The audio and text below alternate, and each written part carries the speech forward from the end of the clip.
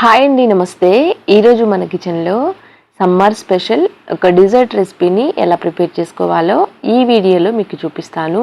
Summer holidays start అయిపోయాయి కదండి. పిల్లలు ఇంట్లో ఉన్నప్పుడు తినడం కోసం చల్లగా ఏవైనా అడుగుతూ ఉంటారు కదా. ఇలా ట్రై చేయండి, చాలా ఇష్టంగా తినేస్తారు. ముందుగా ఈ డిజర్ట్ ప్రిపేర్ చేయడం కోసం ఒక గిన్నెలోకి 1.5 లీటర్ వరకు చిక్కటి పాలు తీసుకుంటున్నాను. నెక్స్ట్ ఇప్పుడు ఈ గిన్నెని పక్కన పెట్టేసి ఒక బౌల్లోకి కస్టర్డ్ పౌడర్ని తీసుకున్నాను. ఇక్కడ నేను 1.5 లీటర్ వరకు పాలు తీసుకున్నాను కదా, అందుకోసం 3 స్పూన్ల వరకు కస్టర్డ్ పౌడర్ని తీసుకుంటున్నాను. కాస్త క్రీమీగా ఉండడం కోసం కస్టర్డ్ పౌడర్ని 3 స్పూన్ల వరకు తీసుకున్నాను. నెక్స్ట్ ఇప్పుడు మనం పక్కకు పెట్టిన పాలల్లో నుంచి కొన్ని పాలని ఇలా వేస్తున్నాను. 1.5 కప్పు వరకు పాలు వేసేసి ఎక్కడక్కడ ఉండలు లేకుండా అంతా కూడా చక్కగా కలిపేసేయాలి. ఆ తర్వాత ఈ పాలని స్టవ్ మీద పెట్టి వేడి చేయాలి. ఇక్కడ నేను 3 స్పూన్ల వరకు కస్టర్డ్ పౌడర్ తీసుకున్నాను కదండి. ఒకవేళ మీకు కాస్త పలుచగా కావాలి అనుకుంటే 2 స్పూన్ల వరకే వేసుకోవచ్చు. ఇప్పుడు ఈ గిన్నెని పక్కన పెట్టేసి పాలు స్టవ్ మీద పెట్టి మీడియం ఫ్లేమ్లో ఉంచి పాలని బాగా మరిగించాలి. ఇక్కడ చూడండి, పాలు ఇలా పొంగొచ్చిన తర్వాత మూత తీసి లో టు మీడియం ఫ్లేమ్లో అడ్జస్ట్ చేసుకొని మరికొద్దిసేపు మరిగించాలి. పాలు చక్కగా మరిగితేనే ఈ డిజర్ట్కి మంచి టేస్ట్ ఉంటుందండి. నెక్స్ట్ ఇప్పుడు తగినంత చక్కెర తీసుకుంటున్నాను. ఇలా షుగర్ వేసిన తర్వాత అంతా కూడా కలిపి మరికొద్దిసేపు వేడి చేయాలి. ఈ పంచదార కరిగిన తర్వాత నెక్స్ట్ ఇప్పుడు మనం ముందుగా కలిపి పెట్టుకున్న కస్టర్డ్ మిల్క్ని ఇలా వేస్తున్నాను. వేసే ముందు మళ్ళీ ఒకసారి అడుగు నుంచి ఒకసారి కలిపేసేయాలి.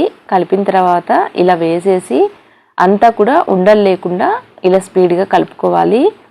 అడుగు నుంచి ఇలా కలిపేసేయాలండి. కస్టర్డ్ పౌడర్ని వేడి పాలల్లోకి వేసేటప్పుడు లో ఫ్లేమ్లోకి టర్న్ చేసేసి కస్టర్డ్ పౌడర్ వేసిన తర్వాత వెంటనే ఎక్కడ కూడా ఉండలు లేకుండా కలుపుకోవాలి. అప్పుడే అడుగున ఉండలు కట్టకుండా ఉంటుంది. నెక్స్ట్ ఇప్పుడు మంచి ఫ్లేవర్ కోసం ఇలాచీ పౌడర్ని వేసేసాను.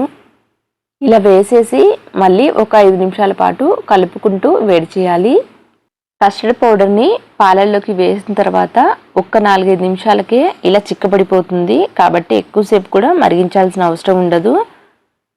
ఇక్కడ చూడండి, ఇప్పుడు సన్నగా కట్ చేసి పెట్టుకున్న నట్స్ని వేశాను.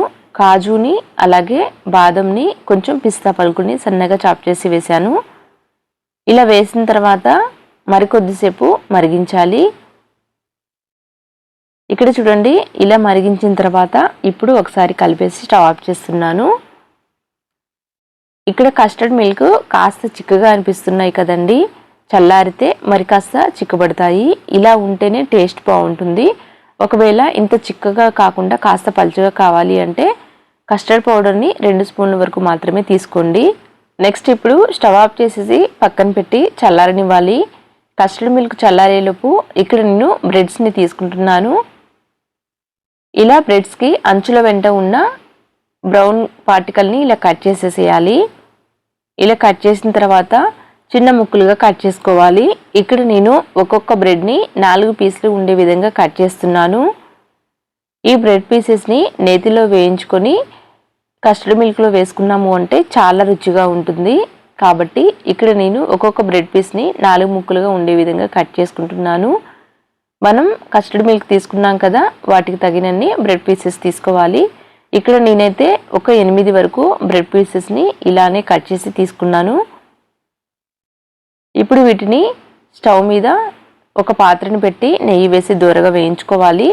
అందుకోసం అడుగు మందంగా ఉండే ఒక పాత్రను పెట్టి 2 స్పూన్ల వరకు నెయ్యిని తీసుకుంటున్నాను.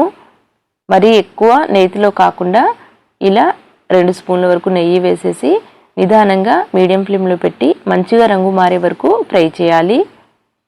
ఇక్కడ చూడండి, వీడియోలో చూపిస్తున్న విధంగా ఇలా గోల్డెన్ బ్రౌన్ కలర్ వచ్చే వరకు డీప్ ఫ్రై చేసేసి 2 వైపులా కూడా పక్కకు తీసేయాలి.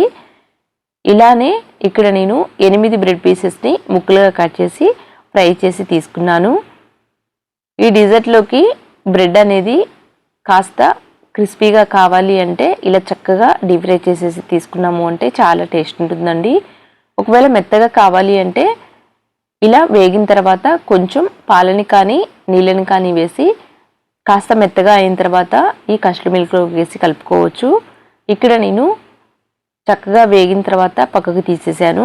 ఆ తర్వాత ఇక్కడ చూడండి, ఒక సర్వింగ్ బౌల్లోకి మనం ముందుగా రెడీ చేసి పెట్టిన కస్టర్డ్ మిల్క్ అడుగున వేసేసి ఆ తర్వాత వేయించుకున్న బ్రెడ్ పీసెస్ని ఇలా వేస్తున్నాను. ఒక లేయర్ లాగా అన్నీ కూడా ఇలా వేసిన తర్వాత మళ్ళీ పైనుంచి ఇలా కస్టర్డ్ మిల్క్ వేసేయాలి.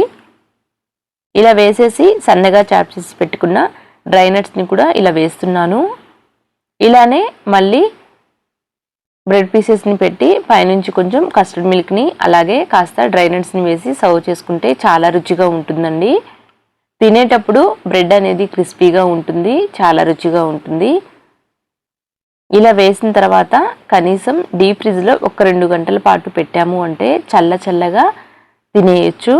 ప్రజెంట్ ఇప్పుడు పిల్లలకి సమ్మర్ హాలిడేస్ ఇచ్చారు కదండి, ఏవో ఒకటి తినడానికి అడుగుతూ ఉంటారు.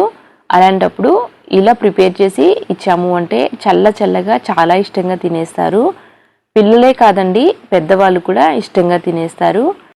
ఇక్కడ చూడండి, వీడియోలో చూపిస్తున్న విధంగా ఇలా చక్కగా కూడా అంతా కూడా వేసేసిన తర్వాత ఇప్పుడు డీప్ ఫ్రిడ్జ్లో 2 గంటల పాటు పెట్టేస్తున్నాను. 2 గంటల పాటు పెట్టాము అంటే చక్కగా కూల్ అయిపోతుందండి. ఒకవేళ నార్మల్ ఫ్రిడ్జ్లో అయితే ఒక 5-6 గంటల పాటు పెట్టేసేయచ్చు. డీప్ ఫ్రిడ్జ్లో పెట్టిన తర్వాత పక్కకు తీసేసి ఒక బౌల్లోకి తీసుకుంటున్నాను. చూసారు కదండి, చాలా సింపుల్గా ఎంతో టేస్టీగా ఉండే కూల్ డిజర్ట్ ప్రిపేర్ అయింది. ఇలా ప్రిపేర్ చేసేసి పిల్లలకి ఒక్క 2 పీసులు బౌల్లో వేసి ఇచ్చాము అంటే చాలా ఇష్టంగా తినేస్తారు. అంతే అండి. Thank you for watching.